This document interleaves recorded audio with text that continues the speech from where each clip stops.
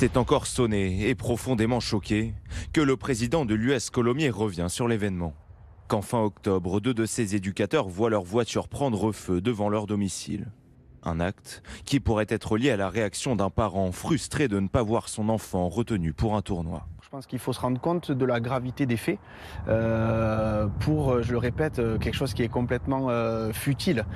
Il faut que ça cesse, il faut que les pouvoirs publics s'emparent de ce sujet-là. Si les éducateurs sont indemnes, le club a choisi de se mettre en veille. Tous les entraînements et les matchs sont annulés jusqu'au 11 novembre. On voulait vraiment taper un grand coup, quitte à prendre des sanctions financières et sportives, parce que quand on ne se rend pas à des matchs, on a des sanctions financières. Pour le directeur technique du club, l'interventionnisme des parents dans les décisions sportives a pris une ampleur sans précédent ces dernières années. Ce qui s'est passé mardi, mais c'est ce qui se passe quasiment tous les week-ends sur les terrains de France, quand on insulte un éducateur ou quand on définit qu'il n'est pas bon, ben je pense que quelque part on s'handicape puisqu'on est en train d'enlever des personnes qui vont encadrer nos enfants à prendre du plaisir. Le club dit être soutenu par la Ligue et ne sera sanctionné d'aucune pénalité.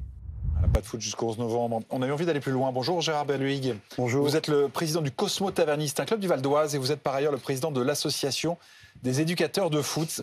Ça arrive souvent, les parents qui pètent les plombs. Alors, ça n'arrive pas souvent, mais ça arrive quelquefois. Depuis, on voit ce phénomène monter depuis à peu près 5-6 ans. En tout cas, moi, je le constate depuis 5-6 ans. Le football reflète ce qu'est la société aujourd'hui. C'est-à-dire que de plus en plus de violence, alors par une minorité, c'est pas la société dans sa généralité qui est violente, mais il y a des comportements violents, des incivilités qui sont de plus en plus nombreuses. Est-ce que vous avez déjà été confronté dans votre club des parents, pas forcément qui agressent physiquement des éducateurs, mais même verbalement? Non, alors oui, il y a des parents qui peuvent avoir des comportements d'incivilité.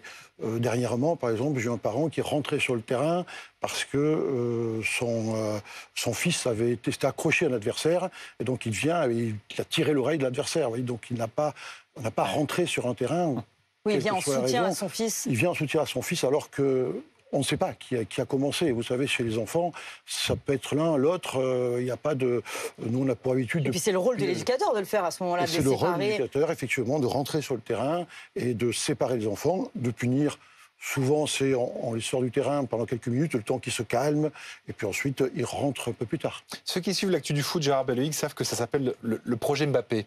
Et c'est un truc qui est d'ailleurs très péjoratif. C'est cette tendance des parents à vouloir faire de leur fils un champion, parce que ça ramène beaucoup d'argent. Il y a vraiment eu un point de bascule. Quand vous dites 5-6 ans, ça correspond un peu quand même à ça. Chez certains parents, oui. Chez certains parents, l'enfant est un investissement. C'est ça. Et ils le disent. Ils n'ont pas peur de le dire. Ils disent, voilà, j'investis dans mon enfant. C'est-à-dire, je vais lui donner les moyens de réussir. Je l'inscris dans un club. Je vais l'inscrire à côté sur des cours particuliers. Ils appellent des coachings. Ils ont des coachs qui leur font des cours particuliers, souvent individuellement. Alors que le football est un sport collectif. Ouais. Mais chez Mbappé... c'est pas ce qu'on appelle le projet Mbappé, c'est aussi l'accompagnement des parents. Mais l'accompagnement des parents chez Mbappé, il était plutôt dans le suivi de l'enfant et non pas pour le conduire. Ouais. C'est l'enfant qui s'est construit lui-même, le jeune, qui est maintenant un adulte, et s'est construit par ses qualités propres, qui sont des qualités bien sûr techniques, physiques, mais qui sont aussi des qualités mentales. Les qualités mentales, il ne les a pas volées à ses parents. Ses parents ne lui ont pas donné. Ils les avaient naturellement. Ce qu'appelle Arsène Wenger la notion de capacité à endurer mentalement, c'est-à-dire de produire l'effort plusieurs fois, de soutenir l'échec. L'échec qui peut être lié à la concurrence, qui peut être lié à des blessures. C'est une forme d'échec, puisqu'on ne réussit pas. Tout cela contribue à ce que l'enfant se construise, doit se construire lui-même. Voilà. Qu'est-ce que vous faites, vous, contre ces parents qui interagissent un peu trop, qui s'investissent un peu trop dans l'éducation sportive de leur enfant? Est-ce que vous les réunissez en début de saison, vous leur expliquez? Est-ce que vous avez mis des affiches? Voilà, alors, nous, ce qu'on fait d'abord, c'est réunion de début de saison. Malheureusement, tous les parents ne viennent pas. On va dire qu'il y a de l'ordre d'une 40% des parents qui viennent pour expliquer comment on fonctionne. Comment on fonctionne et ce qu'on attend de leur enfant et ce qu'on va permettre à leur enfant. Le football, comme tous les sports collectifs, c'est de pouvoir comment je vais m'intégrer dans la société plus tard. Donc je vais m'intégrer socialement dans la société. Donc j'ai un plaisir, je pratique un plaisir qui est le sport que je recherche, en l'occurrence le football, mais derrière c'est surtout comment je vais me comporter dans la vie sociale.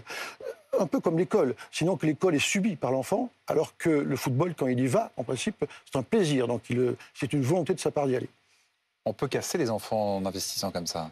Ah, complètement. Moi, j'ai plusieurs exemples de parents qui ont mis des pressions énormes sur les enfants et l'enfant, arrivé à 14-15 ans, il arrête le football. Ouais. Parce qu'il ne supporte plus. Alors, c'est souvent les papas, malheureusement. Les enfants ne supportent plus d'avoir un père qui les critique du matin au soir parce que c'est pendant le match, après le match, mais c'est surtout pendant les repas. Donc, c'est la vie familiale. Donc, il y a une pression telle que l'enfant, à un moment donné, il craque. Et aujourd'hui, l'enfant qui réussit, c'est plus l'enfant qui est soutenu, aidé, que l'enfant qui est pressurisé. Merci beaucoup Gérard Bailly pour votre témoignage ce matin sur BFM TV.